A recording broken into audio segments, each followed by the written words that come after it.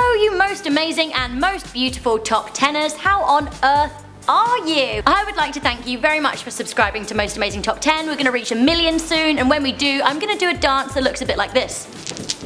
But more. It'll be great.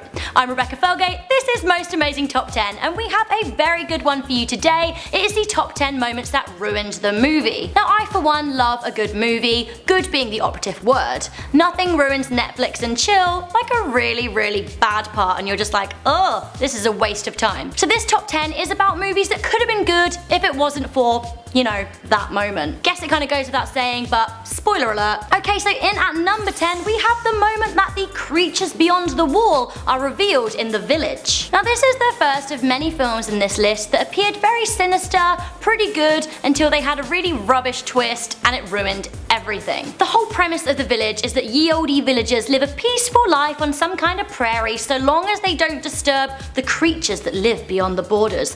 Ooh. Now all is going well, there's a whole load of tension, the villagers are too scared to venture into the forest and beyond in case the creatures get them. However, the creatures start coming towards the village. But oh wait, the twist at the end reveals that actually it's just the government playing a huge prank on the villagers. Like psych. Yep, the inhabitants actually live in a wildlife preserve in modern times, but the town's elders wanted to keep them in ye olde time lifestyles. Oh, and in case you were wondering, the town folk managed to somehow bribe the government to not fly planes over the area.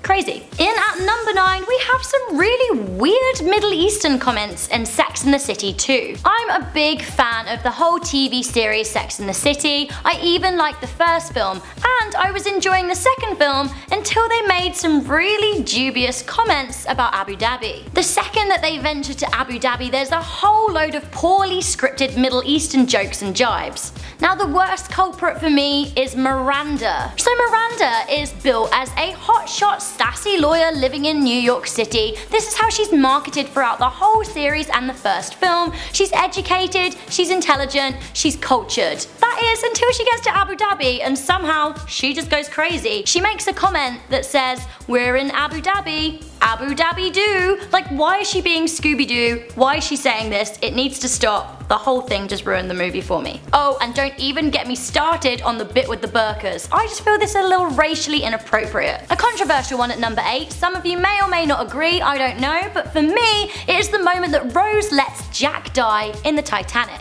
Now some people would argue that this just heightened the tragedy of the movie, however I say that with 1,500 people dying in the water, Jack did not need to die. He didn't. There was room on that raft. As if the lives of over 1,000 people weren't enough, old raft hog first class Rose lets the potential love of her life, the catalyst to her liberation, freeze to death when there was Blake's room left on that raft. To top it all off, she then says, "I'll never let go, Jack," before letting him go and letting him sink to his ultimate resting place, the watery grave. It's kind of comedy when he goes down as well. It's like, oh no, Leo, where you going? Ultimately just boo to this. Room on the raft. In at number 7 we have the moment the T-Rex runs riot in San Diego from The Lost World. Okay, so Jurassic Park The Lost World didn't quite live up to the first installment in the franchise. There was a little too much CGI, but ultimately the initial part of the film is fine. It's much of the same, but it's fine. However, it is when, after an already unlikely string of events, that a T-Rex gets loose in San Diego that I just say, you know what, I am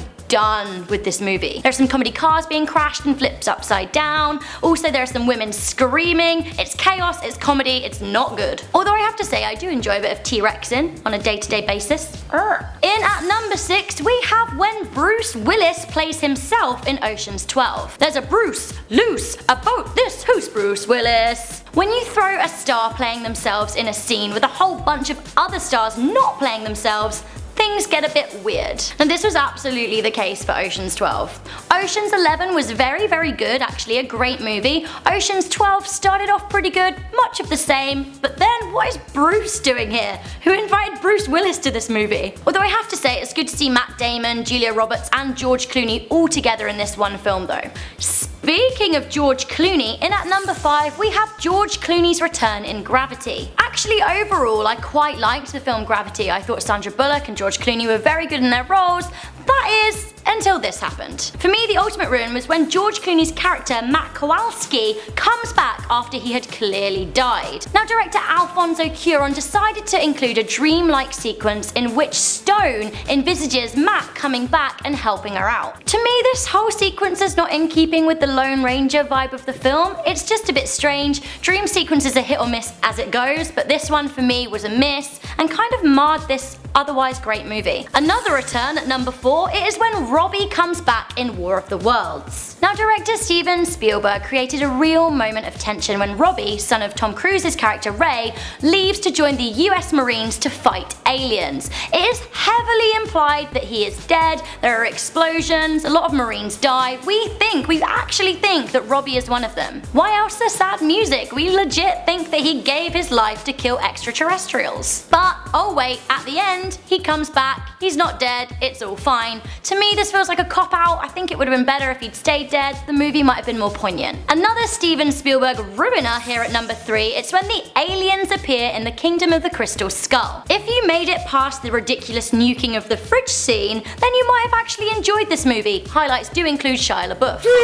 However, if you did make it past, you were probably sorely disappointed by the ending. To me, this is a bit of a lolathon in general. Russians, aliens, and then finally a flying saucer. Apparently the aliens were all George Lucas's idea anyway, so. In at number 2, another ridiculous idea from George Lucas. Yep, that's right, we have Jar Jar Binks. I actually withstand that The Phantom Menace could have been a good movie if it wasn't for all of the CGI. However, the biggest CGI crime, possibly of all time, is Jar Jar Binks. Now, Jar Jar is one of the most hated movie characters of all time. He's some kind of Jamaican alien hybrid who has very little useful input and a lot of annoying output. I do feel a little bit sorry for actor Ahmed Best, as this is clearly George Lucas's fault. It's hard to pinpoint one exact Jar Jar Binks moment that ruined the movie, but let's just go with every time he didn't die. Okay guys, so we have reached that moment in our top 10 list of the moments that ruined the movie when I am proud to reveal the number 1 spot. This makes me laugh every time. It is my favourite movie ruiner. At number 1, we have the moment Jeepers Creepers sprouts wings.